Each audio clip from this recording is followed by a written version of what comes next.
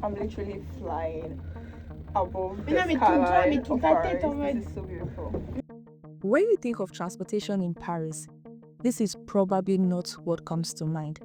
Imagine flying to and fro to work as part of your everyday commute, gliding above the city of Paris with an amazing scenic view of the rooftops, the parks, and city skylines. No traffic jams, no horns, just zen. It feels therapeutic. Paris is known for the busy nature of the city and the fast transport system with busy stations, metro lines, and even trams, but this is something out of the usual. If you want to try out new forms of transportation when next you are in Paris, or explore alternative ways to experience the Paris skyline view at little or no cost, then this is one of the things you definitely should not miss. And the interesting part is, this is not just another tourist thing. This is just how people are getting to work, live, and do everyday commute now in Paris. We are going to go ride the new cable car line in Paris.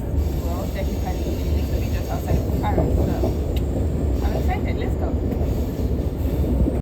The cable car line just launched a few weeks ago, and we thought, well, why not try it out? Surprisingly, one of us is terrified of height, but wanted to join the fun regardless. It should be fun, right? Well, we'll see. So what exactly is the Paris new cable car line? It is a 4.5 kilometers long aerial cable C1 line that is connecting isolated neighborhoods in the southern suburb of Paris around Créteil and surrounding towns to the city center through Metro Line 8. It literally reduces the travel time almost in half. For context, it takes around 18 minutes compared to about 40 minutes by bus or car, so it's definitely a faster alternative. It is considered Europe's longest aerial cable car line, and it's expected to carry an approximate of 11,000 passengers per day. That's so many people off the ground daily. If you're planning on trying out this cable car line and you're probably wondering how to actually get there, this was our route. But for now, welcome back to my YouTube channel. If you're new here, please take a few seconds to subscribe. It's absolutely free. Alright, we took the RERB to the Châtelet-Les-Arts train station. From Châtelet, we changed to the Metro Line 4, heading towards the direction of Porte de Clignancourt to Saint-Denis. From Saint-Denis, we switched to the Metro Line 8, heading towards Créteil, which is the last stop where you can board the cable car lines. Let me just say that the Châtelet-Les-Arts station is not for the weak. It is not novice friendly at all. This station is huge. Like, it's so huge. You can literally work for more than 5 minutes just trying to change trains. So it's huge. My first week in Paris, I found myself lost in this very station for almost an hour, no joke. And when I finally found my way to the platform, I took the metro heading the opposite direction. From my interactions with even the locals, it is a very classic thing to get lost in this station. So every time I'm here, I'm extremely attentive, reading every sign twice and confirming with my Google Map that I'm heading in the right direction. Once you begin to move away from central Paris, the city begins to slowly change. It looks calmer, fewer tourists, and more ordinary everyday life. And this is important because this cable car wasn't built for postcards. It is not just another tourist attraction, but a real daily transportation line for residents and local commuters. Once you exit the Metro Line 8 at Créteil, you just need to climb up the stairs into the station, follow the signs for C1 to the C1 line. First observations, it's not crowded here at all, and the lines move pretty fast. There's not so much crowd. And when you look inside the cable cars, some of them kind of like move out empty or with little or no much persons inside, so it doesn't fill up to the maximum capacity. Many of the cable cars leaving or returning were not filled to the maximum capacity. I think that's because it's still new. It only opened about a month ago and it's the first in Paris. It's probably going to take a while for the line to actually be transporting 11,000 passengers per day as expected. Many of the people here, from what I noticed during the ride, are mostly exploring. Everyone seems to be trying it out and enjoying the ride. People are still curious and still figuring it out, I guess. The cabin comes and leaves every 30 seconds, which means the line moves really fast and you don't have to wait for so long before the next cable car comes. Finally, we have made it into the cable car. This is my friend Sedi. She's scared of heights. I think I would have to babysit her for the next 18 minutes. So we are taking off. Oh my god, the view of the city is so beautiful. To be honest, this is way more quiet and calm than I expected. There's no engine noise, no horns. You can just feel the calm, non-vibrating movement of the cable car.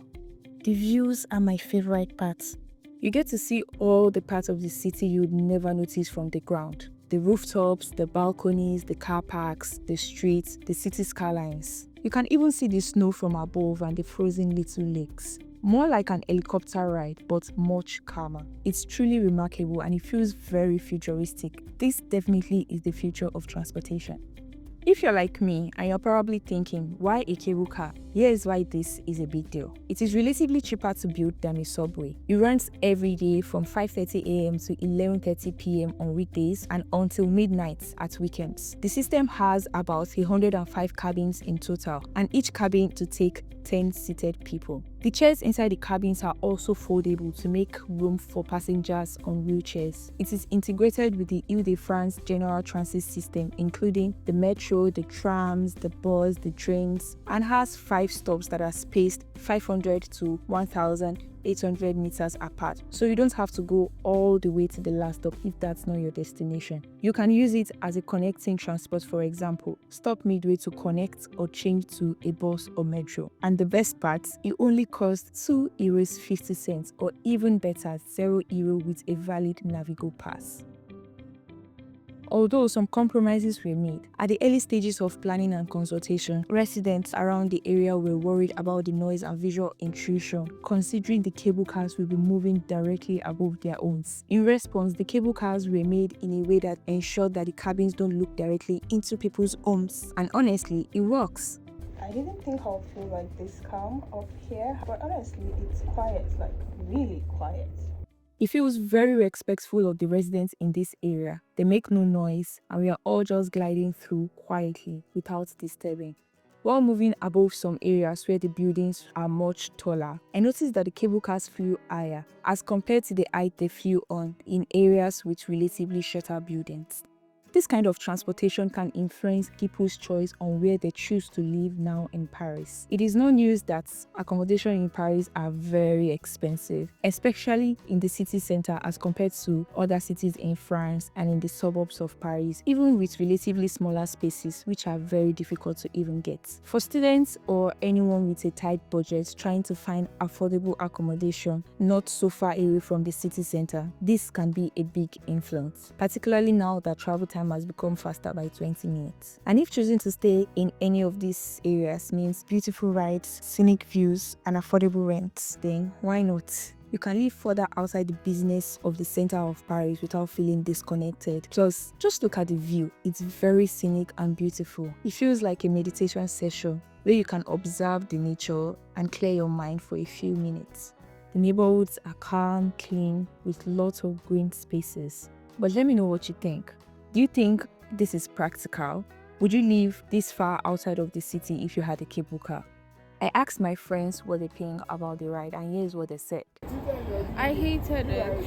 So I have a phobia for heights. I thought I would get over my fear of heights. I thought it wasn't that serious. But it was serious. And I was panicking throughout the journey. I felt my heart out of place and I had to like hold it together. And she had to hold me. And honestly, I don't think it's something I can take on a regular. Yeah. But it's very beautiful actually. And it captures the very pretty part of Paris. Yeah. It was very, very amazing and it's part of the means of transportation. So people who are not afraid of heights will get an alternative way. If you're living out of Paris a little bit, it's going to be easy for you. Honestly, this is way cooler than I expected. It's calm, it's peaceful. So it just gives you a beautiful way to see Paris.